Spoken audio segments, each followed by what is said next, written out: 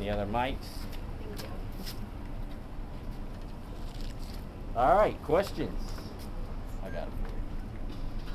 Juwan, why did you pick Tennessee, and how has the transition been so far here in Knoxville? Well, I really picked Tennessee because of the coaching staff, the conference. A lot went into it, but the transition been smooth. I love the versatility of how offenses are ran. I've been watching some film. I pretty much look at the SEC like the Big 12 and Big 10 combined. So, what's it like now with the thought of Texas possibly joining the league that you just came to? no, I'm proud of them. They should. They want to come over here just like I do. So, it's a lot of talent at Texas, and one of the reasons I'm showing it as well that we could ball as well. So, them coming over, it'll definitely help them a lot to get drafted where they need to and just play on a national level. You're a new guy, but obviously you've played a bunch. Do you feel like that you need to take a leadership role because of that? Oh yeah, definitely. When I first came here, I got 2 rings, even though they both rings, but the standard, I know the standard that it needs to be. I know what it looked like when it's not there, and I look at myself in the mirror first when it's not there. Coming into that linebacker room was a great step because I could actually challenge myself to be a leader, and when things not going right, I got to look at myself. So that's the biggest difference. You led Texas in tackles last year. What allowed you to do that? Just being dialed in, building a routine. I found a routine that really helped me. Monday through Wednesday, I would have my coach pick me up 5:45, being there with the D-stab, breaking down field. So pretty much just finding out the why and why they're calling calls and not just going along with the call. So I'm sitting there in the meeting, seeing why they're calling that call in a different situation, and that helped a lot. You think you got pretty good instincts? Definitely.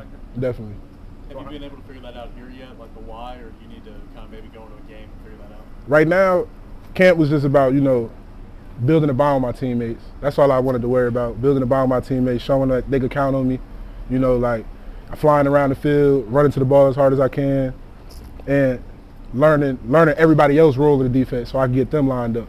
I'll worry about myself later. Have you been able to do that? Yes, I have. Yes, sir.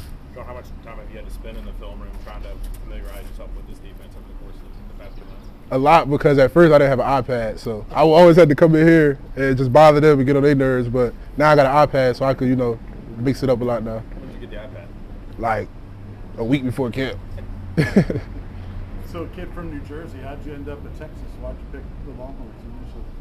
I picked the Longhorns because, like I said here, I wanted to separate myself. I wanted to show everybody we could go to the South and do it too. A lot of people go to Ohio State, Michigan, stay in the northeastern area. I wanted to go to the South, challenge myself. And I went down there, it was hot, challenged myself. It was just they treat football totally different in Texas. So that kind of made me take it serious as well, to be honest. You played in 2 different defenses in Texas. This is your third one in 3 years. You think what you learned in Texas, can you apply that to this defense, or is it entirely new for you?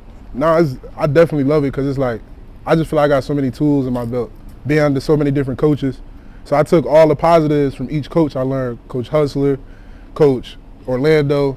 The 3-4 system was more, that getting downhill, getting the combos off the downs and things like forcing into our outside help. The 4-2-5 was more, I had to lose 10 pounds when Ash came in. He was sideline to sideline. So that's what now we in the 4-2-5 still, so I feel I'm ready for this defense. When you committed, you said you're the type of guy that would stick your head in a fan. Did it phase you? When you're practicing out here with your new teammates, what are some guys, or who are some guys that have stood out as guys that are not afraid to stick their head in the fan? Oh yeah, Jeremy. So Jeremy Banks, he just like me when it comes to the physicality and things like that. I feel like just as a defense, we got to get more on the mental side of things. But physicality is not a problem right now. It's not. So you think the physicality these first couple of weeks of fall camp is where it needs to be? Yes, definitely. Yep. Did you consider yourself a leader? Yes. So was it, how hard is it kind of stepping into a new room, a new practice field, and did you feel like you kind of had to sit back and kind of get your feet under you, or did you just continue to lead from day one? Nah, I actually came in, sit back. I always do. I just come in, sit back, and just work. So I try to break up everything. So June was about getting my body right. July was about getting in football shape. So I would do extra stuff like field work and things like that. So I just sat back, let everybody see the work for itself before I even say anything, because that's just how I rock. You know, I'm going to be first in everything. I'm all in Coach Schmidt face, Coach BJ face. This is how we, and they see it. Will Hand that came in from Michigan as well, transferred in. What have you seen from him in a similar situation as you? Man, Patchy, he a rabbit. He remind me of like he's just, his legs just keep going. Like he don't stop. He fast, you know, explosive. He young, so the mental will come there. But as far as getting to the ball, he don't stop to the whistle blown. What are you hoping to get out of this year? What would be an ideal year for you individually, collectively? Individually, Yeah. linebacker one in the NFL draft. Build the LBU at the University of Tennessee. The guys under me believe in it. They believe I'm gonna be the #1 linebacker leaving, and they believe it's gonna keep going like that every year from here on out. This was a thin position, linebacker, before you got here. That was obviously something in the spring. Did that attract you to the opportunity? Yeah, definitely. I feel like I learned so much under coaches. I had it like the opposite way. I came into Texas as a sophomore. I had upperclassmen really didn't want me to take their spot, so they didn't really help me that much. So this was like a perfect opportunity to just give back. Like just to give back. Be in the conference, I went so hard in JUCO in the math class in person just to get into, it didn't go to. So this was just a perfect opportunity to give back, you know, get everybody to just win. Tennessee's defense wasn't very good last year. Do you see the potential for this defense to be much improved? Oh yeah, definitely. We loaded. So we loaded, we got a lot of vets, you know, in the back end. We talk a lot, communicate. And as far as like the mentality, yeah, the mentality's there, definitely.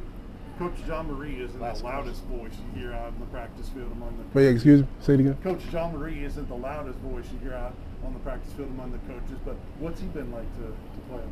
Man, he's so motivated, he's so real. Like he don't fake nothing. Like there's nothing fake about him. He keep it real with you. If you do something great, he gonna praise you for it. If you do something bad, he gonna get on your ass for it. And that's how it should be. All right. Thanks.